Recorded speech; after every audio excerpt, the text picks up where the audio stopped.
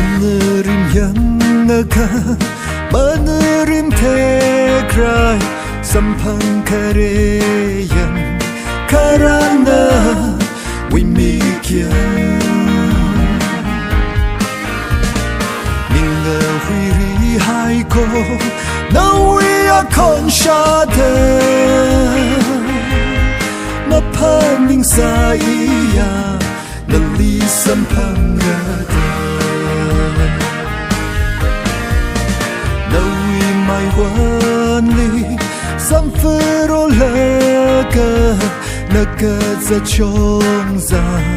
Laminaw Lataye Zifurim hayaka Jinalipag may lui Hita palung lama Iyak kemata Nahan kuisa Vai shi hao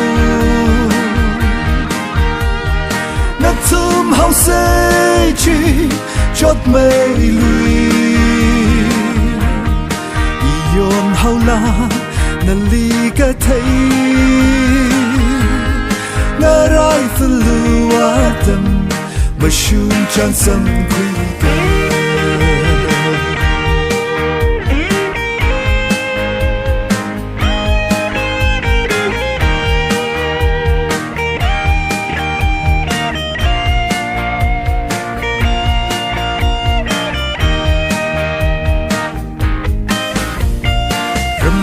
Na thấy da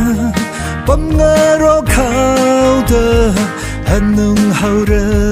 li ilai we ram li kana va thấy quy la iwi ka paning hi na we van ko ia le shat ning ma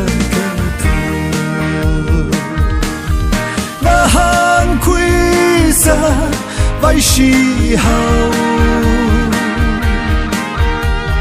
Na tum hao se chi Chot mei lui Iyon hao la Na li ka thay Na rai falu adam Ma shun chan sam quy ka Na han quy sa Vai shi hao Na tum hao se chi Chot mei lui Iyon hao la Na li ka thay Na rai falu adam Ma shun chan sam quy ka